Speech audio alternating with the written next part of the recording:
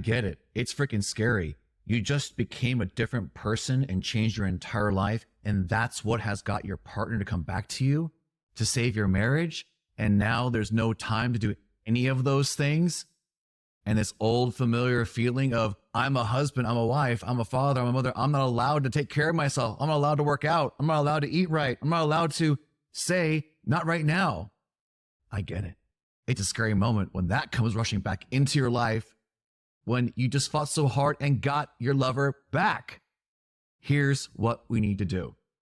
Make conscious choices versus throwing out unconscious statements or decisions. Nothing ever happens unless you choose to make it a priority.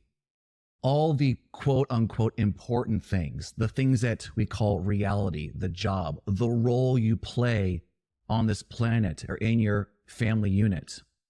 Yes, those are all important. However, when we use them unconsciously and throw out statements like, I am too busy, our work, all the things become distractions, and you will never, ever run out of things that need to get done. This is basic business psychology. You're never going to be done doing the tasks you need to get done, but you have to do them anyway if you want your business to survive, grow, come back from the brink. The same thing happens in relationships. You and I have to make it a priority because it will always be easy to point out the conditions and blame others about not having time, not having necessary tools, not having blank. You fill in the blank. So much easier to keep focusing on what others aren't doing for you versus focusing on yourself, where all the power actually is. This brings us to our first point. Self-care and responsibility. They're both on you. If you've been to retreats, getaways for a couple of days, couple of hours, couple of weeks, any kind of nonprofit seminar, or even the ones you pay $5,000 for to go to, frankly, you're probably familiar with hearing something like this. Who is responsible for your self-care? I am. The same thing goes for your relationships, your businesses, your family, your whole life.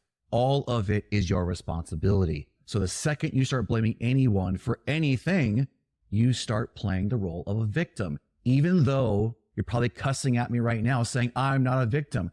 If you say I can't do blank because of blank, that is a victim consciousness. Do you want more of that or less of that? Here's how we approach it. We want to disrupt this misconception about self-care. No one is ever going to give you permission to exercise your self-care at the level that's actually required to change your life, to shift your reality, to rescue your relationship with yourself and everybody else. Most people think self-care is for those who have the luxury, the convenience, or that it's a bath on Sunday with a bottle of wine. No, this is a form of self-sabotage, actually. True self-care that creates self-worth, self-love, heals all wounds and heals the relationships around you, starting from inside. This self-care that is moment by moment in alignment with the truth is essential for everyone. No one is left out of this invitation. No matter how busy life gets, because we're always busy, even when we're not, self-care does need to take priority, or else you're no good to anybody. I recently spoke with a client who has been navigating a really tough year. He was thrown out of the house, divorce was filed, charges were filed, and navigating losing his family, losing his home, and he is a rock star. He's performing miracle after miracle, and he just really proves that this work really, truly works. By learning and taking steps to prioritize himself, his self-care, his self-worth, his self-love, he changed everything. Instead of going through a divorce, instead of being estranged from his family, instead of losing his job, in fact, he actually has been able to get back into the home, and they are moving forward and making steps to heal wounds. Here is the challenge. This whole time, all the miracles that has been witnessed by the personal therapist, the couples therapist, his friends, family, and his co-workers, they've seen the change in him. They want to know what he's doing. has happened because he started turning inward and learning processes to awaken through his relationship. So here is the situation where he's at in the journey right now. After successfully getting back into the house, after successfully getting his family back together, after navigating issues with third parties that just want to stay involved in every aspect of their life and their marriage, after doing all the work that made this happen, he's now navigating the challenges being back in the home. And this is very common when we save the marriage and we have two homes, unfortunately. Now that he's back in with his family, he just got used to being alone and successful and taking care of himself. So what do you think is happening now? He's having a hard time navigating back into the shared responsibilities of both him and his spouse for their two boys. What do you think he told me during our session? As I navigate moving forward, I'm going to have to drop my running 3 times a week. And boy, let me tell you what, I stopped him dead in his tracks right there. This is exactly what we're talking about. So many times, you and I and many people in our lives, they get the new job. They're doing really well. They get their partner back. What is typically happening is the same thing that happened to me. During breakups, I worked on myself. I got my stuff back together, feeling good about myself, not anyone to validate me. Then, during the next relationship or after attracting my current partner back, what do you think happened? I was not maintaining those self-care aspects because now I was focusing on them again, making sure I spent with my partner or planning the next time we're going to be together. My focus became about them again because they're back in my life. What do you think happens? Self-care gets dropped. And we start saying again, I am a partner in a partnership. So therefore, I'm supposed to sacrifice myself for my partner. That's what love is. Whoa. On the surface, that's a beautiful statement. However, unconsciously, if we're doing this and not realizing we're actually sabotaging ourselves, guess what happens? Eventually, the pattern repeats itself and we're no good to that person we just got back in our lives. Because why? We have gone back to crap. We're not taking care of ourselves. We use excuses the same as we did before. And that's one of the reasons why the relationship didn't work out. You have to take care of yourself first, or else you're no good to anyone else. If you're not good with you, there's no point. So here's what we did to get him back into embracing self-care and making sure that he is still doing the things that made everything work. Now, we didn't shame this idea. What we did instead was we chose to bless and love this idea. It's beautiful. It's totally fine. Nothing is actually fundamentally wrong with the statements. It's beautiful. However, it's counterintuitive to him in his situation and what he's going through. So we blessed this idea, loving sacrifice for his family. And then we let that idea go with all the love and reverence it needed and let it go. So now that we've acknowledged and blessed that, here's what we did. We followed 3 simple steps to shift all this and make sure it stays a priority to keep working, but still has flexibility. So number 1, focus on awareness. Number 2, self-reflection. Number 3, flexibility. Because again, it's not about making a rule or a law. Flexibility is required, not hard boundaries, guidelines, and rules. And by the way, he actually figured out in our session how he can do this run still 3 times a week. And why is he doing this? Because his family are that important. They're not so important that he sacrificed himself, making them the only thing that's important. It's the nuance. It's subtle. Discernment is the key here. Now let's go deep into each and every one of those steps. Using the client's example, step 1 was awareness. He was telling me what he was dealing with, what his thoughts were to move forward, and the challenge. That was his state of consciousness. So awareness is number 1, acknowledging where you're at within the problem or the solution. Wherever you are, you have to identify, where am I right now? This is so important because we can spin our wheels thinking about all the issues, all the problems, and not even realize the solution is just running in the morning. So I want you to do number one, awareness. Recognize the current state of your consciousness. Are you feeling the urge, sensing the urge? Do you have thoughts about sacrificing yourself for others? Number two, self-reflection. Stop right there. Stop that thought, okay? Look at and ask yourself the question, what is this idea or thought really about? Now, using the client's example, he had this thought, this idea that he needed to sacrifice his self-care, his running time, because that's what is required to be in a happy, loving, fulfilling family and marriage. This is the idea that drives the bus. This is based on a belief system. Now, when we use self-reflection and ask the question, what is truly, ultimately, the most important aspect of this situation, this state of awareness? And it's this one.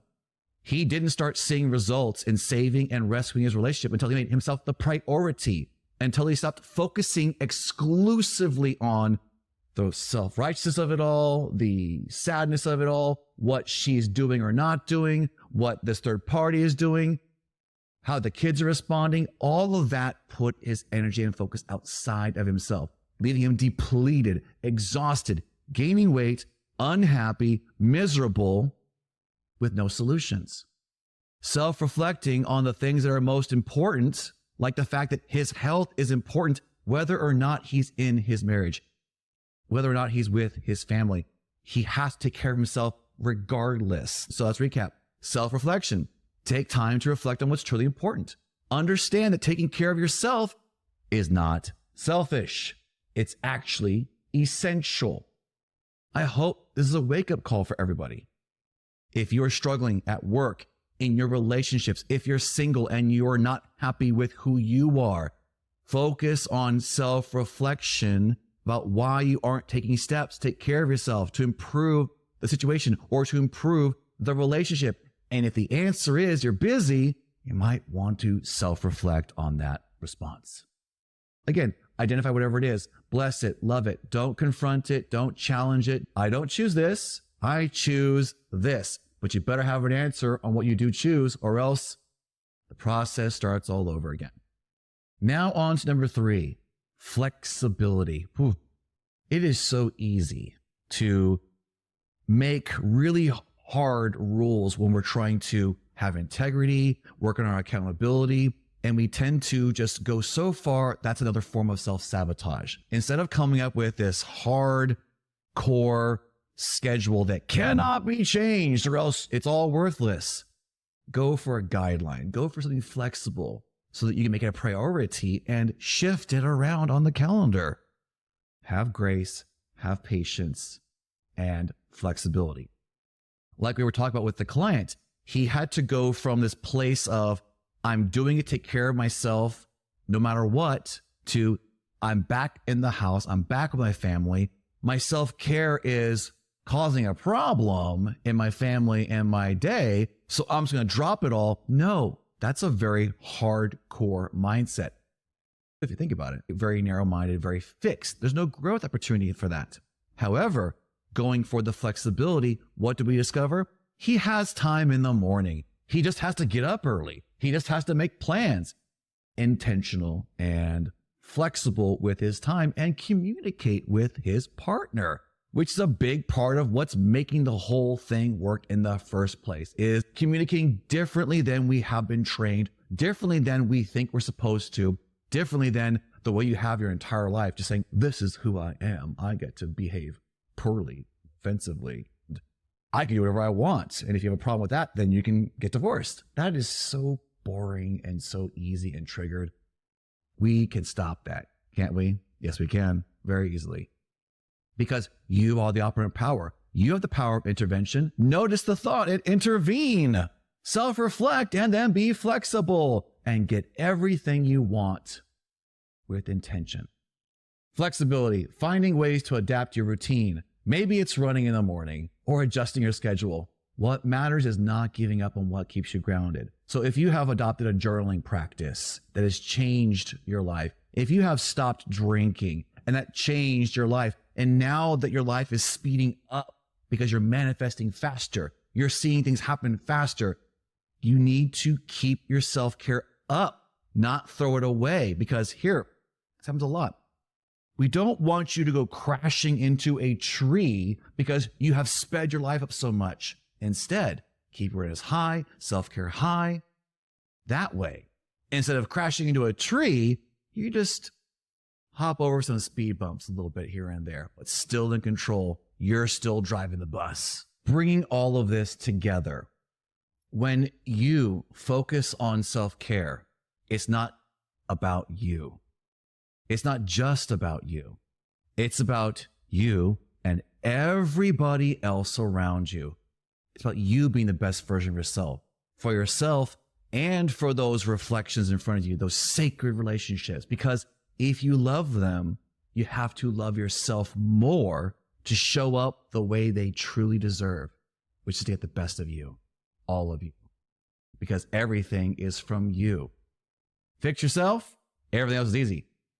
And guess what? You're already fixed. Just got to make different choices. When we take care of ourselves, we align ourselves to source and the highest vision of our life.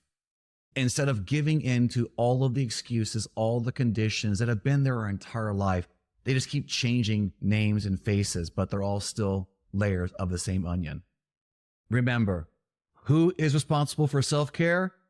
I am. You are responsible for your self-care, making it a daily priority, moment by moment, so you can be the best version of yourself for yourself, your family, and the world. By choosing self-care, you align yourself to be happier for yourself and those you love the most.